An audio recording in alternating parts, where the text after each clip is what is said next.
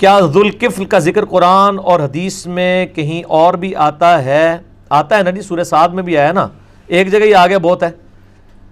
کیا یہ نبی بنی اسرائیل ہی میں مبعوث ہوئے تھے؟ اس کی دلیل کہاں ملتی ہے؟ کوئی دلیل نہیں ہے جی ہمارے پاس۔ ذوالکفل کے بارے میں بعض لوگ یہ بھی کہتے ہیں کہ یہ جو بدھا ہے یہ شاید ذوالکفل ہی تھے، اور وہ اس کو سنسکرت سے اس طرح ٹرانسلیٹ کرنے کی کوشش کرتے ہیں۔ واللہ عالم، ہمیں کوئی ڈیٹیل نہیں بتائی گئی۔ سینکڑوں ہزاروں پیغمبر آئے ہیں۔ وَإِن مِّن أُمَّةٍ إِلَّا خَلَا فِيهَا نَذِيرٌ، کوئی امت ایسی نہیں گزری، اللہ تعالیٰ فرماتا ہے کہ ہم نے اس میں کوئی ڈر سنانے والا نہ بھیجا ہو۔ ہر امت میں کوئی نہ کوئی ڈر سنانے والا آیا ہے، لیکن ہمیں اس کی تفصیلات نہیں۔ قرآن حکیم میں بائی نیم صرف 25 انبیاء کا ذکر آیا ہے، 25 کا، باقیوں کے نام بھی نہیں آئے، نہ کو مزارات کے ایڈریس آئے ہیں کہ فلاں جگہ آپ حاضری دے سکتے ہیں۔ اللہ تعالیٰ کے لیے یہ چیزیں امپورٹنٹ نہیں ہیں، امپورٹنٹ یہ ہے کہ انبیاء کی تعلیمات کیا ہیں۔ وہ قرآن حکیم میں تمام نبیوں کی دعوت کا خلاصہ یہی قرآن حکیم ہے، اور وہ اللہ تعالیٰ نے کانٹے کی بات سورۃ الاعلیٰ میں کر دی۔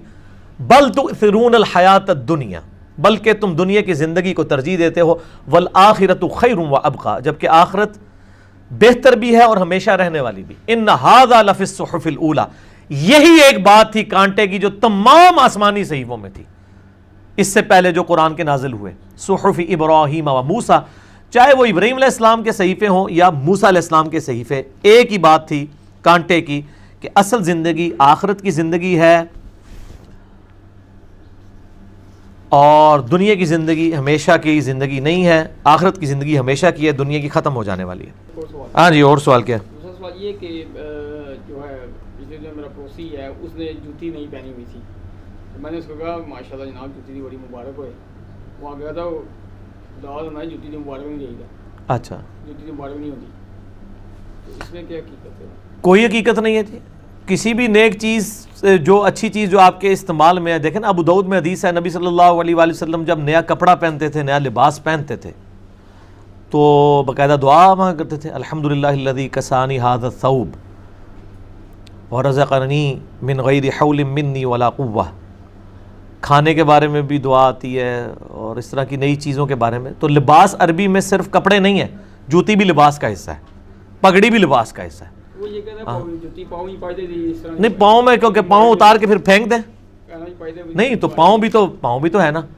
اور صحیح مسلم میں حدیث ہے، نبی صلی اللہ علیہ وآلہ وسلم نے فرمایا کہ جس کے دل میں رائی کے دانے کے برابر بھی تکبر ہوا وہ جنت میں نہیں جائے گا۔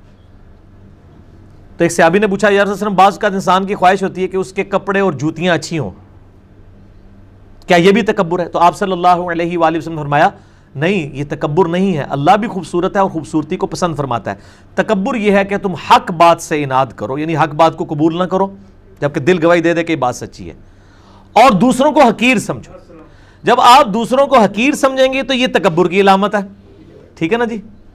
تو اگر آپ نے اچھی جوتیاں پہنی، بہت اچھی بات ہے، پہنے، اچھے کپڑے پہنے، کوئی تکبر نہیں ہے، لیکن اس کی بنیاد پہ دوسروں کو حقیر نہ سمجھے۔ تو جوتی اگر خوبصورتی کی علامت ہے تو اس پہ کوئی مبارکباد دے دیتا ہے، کوئی حرج نہیں۔ اس طرح پبلک میں یہ بھی مشہور ہے جی، وہ نماز پڑھتے ہوئے آگے جوتی پڑی ہو تو نماز نہیں ہوتی ہے۔ وہ ایک لطیفہ بھی ہے نا، کہتے ہیں جی آگے جوتی رکھے تو نماز نہیں ہوتی، پیچھے رکھو تو جوتی نہیں ہوتی، یعنی چوری ہو جاتی ہے۔ تو ایسا کوئی مسئلہ نہیں ہے اس حوالے سے۔ اب لوگوں کو چونکہ دین کا علم نہیں ہے، لوگوں میں تو بڑا بڑا کچھ مشہور ہے ادھر جوتیوں کے حوالے سے۔ وہ ایک الیاس قادری صاحب بھی بیان کر رہے ہیں کہ جی مولا علی علیہ السلام کا قول ہے کہ کالی جوتی جو ہے یہ مصیبت لے کے آتی ہے، پتہ نہیں کہاں لکھا ہوا ہے، بالکل جھوٹ ہے، یہ کوئی ایسا قول نہیں ہے ان کی طرف۔ اور دوسرا یہ کہ کالی جوتی تو آپ کوئی بھی لیں، اس کا تلوا تو کالا ہی ہوتا ہے عموماً، ٹھیک ہے جی؟ تو وہ پھر پیلی چپل انہوں نے وہ بنائی ہوئی ہے، وہ آپ دیکھیں پیلی چپلیں بھی انہوں نے پہنی ہوئی ہیں۔ تو بس یہ اسی قسم کی یعنی من گھڑت